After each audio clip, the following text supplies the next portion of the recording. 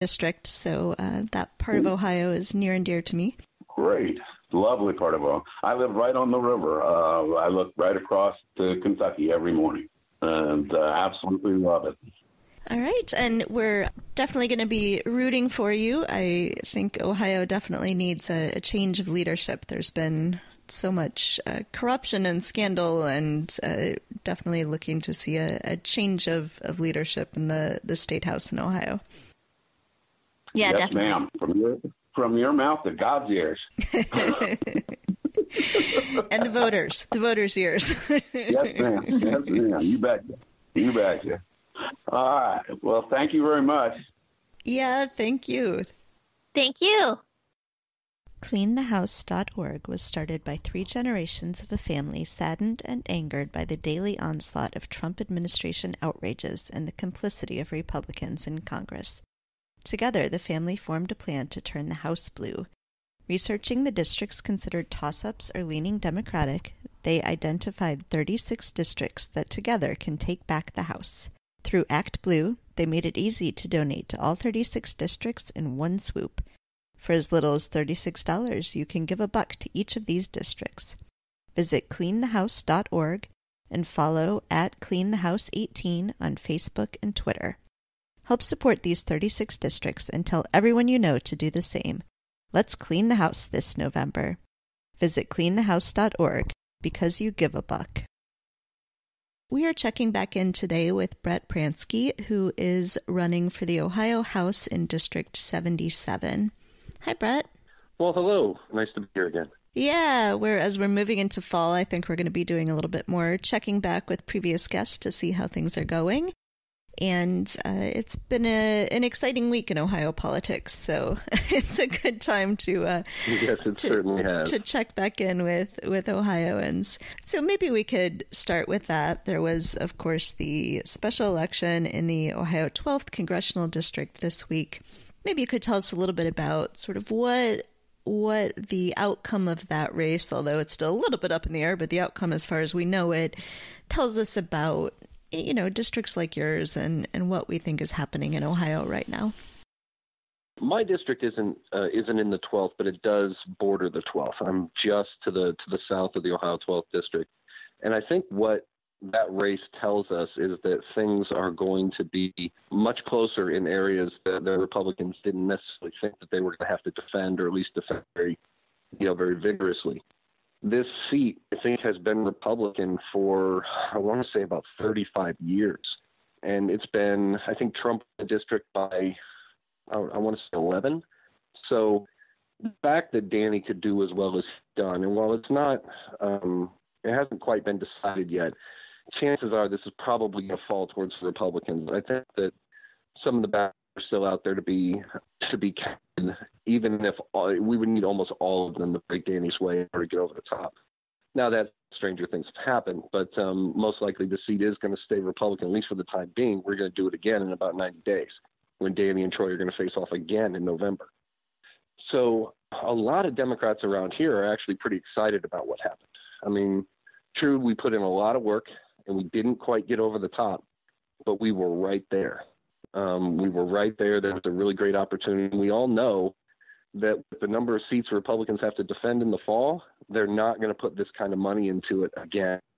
So if we keep our work rate high, keep contacting voters, the Republicans are going to pretty much walk away from this district in the next cycle, because they're just not going to have the money to put into it. So we could actually turn this in November. It could get really interesting. And so then let's talk specifically about your district, House District 77, and what you're seeing on the ground, what's happening in your race since we last checked in with you. Well, my race has been really interesting.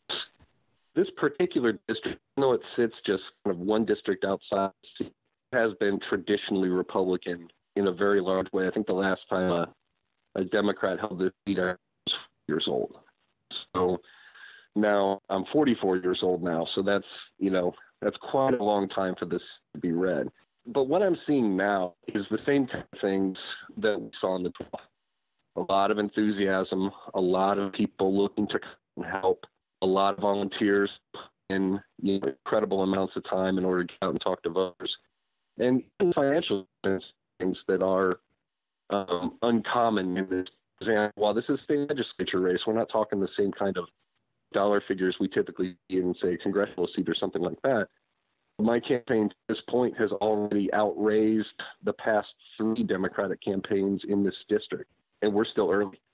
And we plan on, on putting that number up much higher before Election Day. So we're doing well, comparatively speaking. Now, that said, with the amount of money that there is on the right, how they can kind of turn on that dark mind whenever they choose, I'll probably still get outspent by my opponent by a pretty significant margin. That said, in races like this, we're going to have to take a big swing at them, and that's a wonderful thing. And on top of that, I think races like this are starting to get more national attention than they typically do. For example, this is a state legislature race. It's not as big a ticket item as, say, Danny's race was in the 12th, or a lot of the congressional races that we're really excited about. But that said, I've managed to pick up small donations from 18 different states. So people are watching. People are paying attention. They're paying attention to to state level seats in a way they never have before, and that's really encouraging. What's going on sort of in your race? What sort of events are you doing now? Are you out a lot, talking to people? What's that look like at this point in the season? Well, a lot of the kind of, traditional campaign style events, people behind podiums talking to crowds, most of that stuff typically happens in, once we get really close to Election Day. Right now, and I've been taking a lot of pictures and a lot of video of it. Campaigning at this stage in a race is not very sexy. It is, it is one footstep at a time. It is comfortable shoes and sunscreen and knocking on doors and talking to people and again and again and again and again and again. When we get a little closer to Election Day, that's when, people will start, sending out invitations to come meet this group or come sit on this panel or, perhaps a debate or something like that. I don't think my opponent is going to choose to attend a debate, but there will be opportunities for us to be in the same room and, perhaps challenge each other a little bit. But for now, it is one door at a time, one handshake at a time, one introduction, to let people know who we are, what we're about, what we're out here to do. And that is probably 95% of what the campaign does. So you have an event that's later today as we're recording, so it'll be yesterday for people who are listening, called a friend raiser. Can you talk a little bit about what that is? Yeah, that actually is, there's an interesting story behind that. When I first announced my candidacy, the first event I actually attended was a panel breakfast being held by the party. Now, I met a lot of people at that event. Rich Cordray was there, congressional candidate in the 15th. Rick Neal was there. And so I got to meet a lot of great people, a lot of party folks. But I also met a woman named Rosemary. Lots of towns have someone like her, just a pillar of the community, someone who's been around forever, who has always been civically minded, who is always, who has dedicated a significant chunk of her life to making her community better. Just these people that the entire community as a whole looks up to.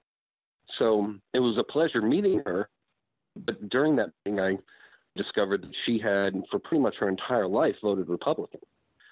So we got to talking, and we got to talking about, some of the things that we think the Republican Party is seriously doing wrong.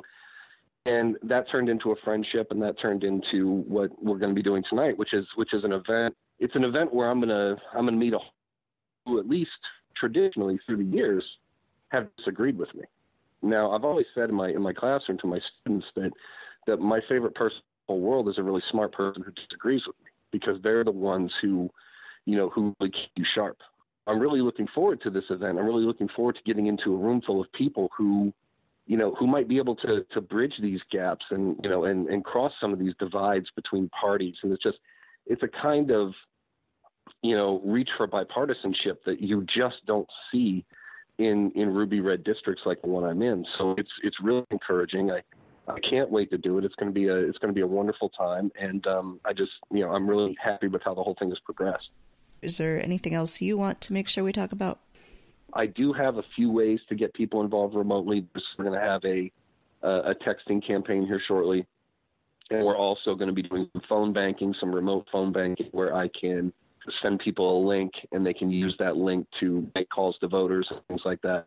You can get access to that by going to the website, which is brettpransky.com, and then just, getting in touch with us from there. And then we can have a volunteer coordinator get in touch with you and let you know what you need to do. All right. And our listeners, of course, can get your T-shirt that's famously modeled by Rena Sofer.